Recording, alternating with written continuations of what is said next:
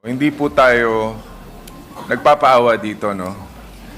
This is just a mere parang consideration. Sino ba namang gustong umabsent dito? That's why I want to be online. Namagayong paa eh. Alam ni majority.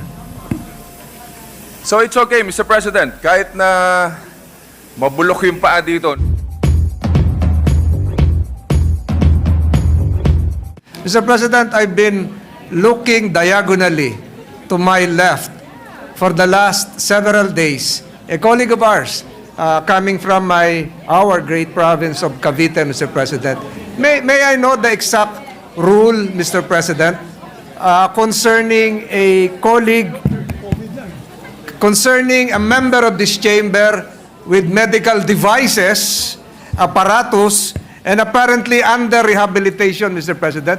Is he really required to be physically present during hearings? I'm referring, Mr. President, to the Honorable Senator Bong Revilla. Lagi ko po nakikita rito na may dala, kulang na lang po, wheelchair, Mr. President. Well, with due respect to our distinguished colleague, the rules is very explicit. We only amended the rules for online sessions for COVID infected individuals or those that have contagious diseases, COVID, TB, Ebola, pagkaganyan, pwede yan online or is bedridden. We're lax. But the rules is very specific. It is only for contagious diseases. But due to humanitarian reasons, because he had his operation last week that he could not stand up, we allowed it. However, he attended a political party rally in Manila Polo Club, was seen by everybody standing beside our president, and therefore he seems fit to be able to join us. And he joined us last Wednesday. To be very fair about it, he did join us last Wednesday. So I leave it now to the majority leader to make the proposition. Yeah, Mr. President, just to put on record, if Mr. President, may I take the Yes. floor? Yes, our distinguished colleague from I Cavite just is want to recognized. let you, to inform the body, hindi po tayo nagpapaawa dito, no? This is just a mere parang consideration. I don't mind for humanitarian reason. I mean, I don't mind. Ako so far, in the past two Congress, perfect attendance ang inyong lingkod. Never been late, never been absent. Sino ba namang gustong umabsent dito? That's why I want to be online. During our last session, I attended. I tried. Pero namagayong paa eh. Alam ni majority.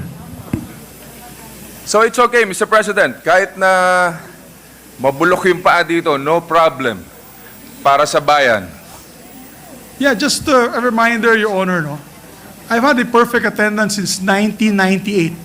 I have not been absent from session since 1998. For the record, I must have the longest record of appearance in the legislature. When times I'm sick, times I don't feel good, times I'm also bugbog sa trabaho, but I try to make it a point to be here to show our commitment. But the rules is very clear, and I leave it back to our chairman of the Committee on Rules to make the motion or the manifestation so that we are clear with the rules. Thank you. Mr. President, may I reiterate what you mentioned about our rules? It's very clear on Rule 14, Senate Session, Section 41. Letter B, Mr. President, convene and hold session through teleconference, video conference, and other reliable forms of remote or electronic means using appropriate information and communications technology systems due to force majeure or the occurrence of a national emergency as determined by the majority of all the members of the Senate, which may prevent the convening of the Senate or the physical presence of its members in the session hall. If you recall, Mr. President, I think last week, Mr. President, there was no objection coming from our colleagues of the Senate when we made that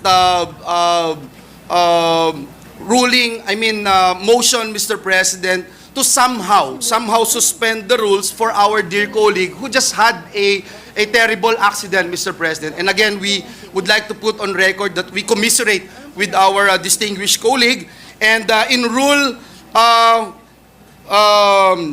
in Section 120 of our rules, Mr. President, it says here, and I quote, "The unanimous consent of any action or proceeding may be given expressly or impliedly." And that's the main reason, Mr. President, that we allowed our colleague to be present via online without touching, Mr. President, our regular rules, Mr. President, because no one actually objected to it. But again, Mr. President, this is a case-to-case basis. If anyone would move, Mr. President. Yes, I move, Mr. President, Majority Leader.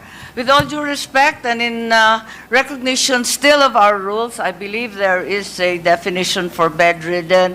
Given the inability of our colleague to move, I think he should be considered bedridden even under our rules. You know, the reason why I'm bringing this up, because last week, another colleague of ours was going to do a checkup and ask for Zoom call as well. When will this stop, Your Honors? When will this stop? What is the leeway that we're going to give our colleagues? Mr. President, we abide by the rules, and Yes. it actually says very clearly that bedridden is a category that applies. No, it's not in our rules, Madam. There's But no measure in the rules on bedridden. It's the chairperson just read what is on the rules earlier. If you may repeat it, Your Honor, Majority Some- Leader. But Mr. I President? understand from the Majority Leader that we could reconsider. Mr. We could President, may I ask for a reconsider minute even suspension, if Mr. President? no Session one suspended. actually objected.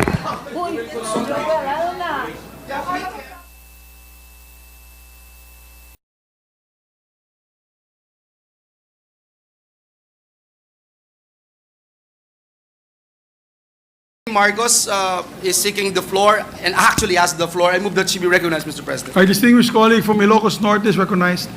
Yes, thank you very much, Mr. President. And upon consultation, let me withdraw the motion and just enjoining your greatest humanitarian concern, refer therefore this issue to the Committee on Rules for further study and immediate action. Yes, Majority Leader. Thank you, Mr. President, and we'd like to thank our distinguished colleague, Senator Amy Marcos, for trusting her Committee on Rules. Yeah, there being no objection to her motion, duly seconded by the Majority Leader. Motion is approved. Thank you, Mr. President. Thank you, Mr. President. Thank you, Senator Tolentino. Thank you. Mr. President, at this juncture, with the consent of the body, I move that we proceed with the third reading of bills on the creation of courts. Printed copies of these measures were electronically distributed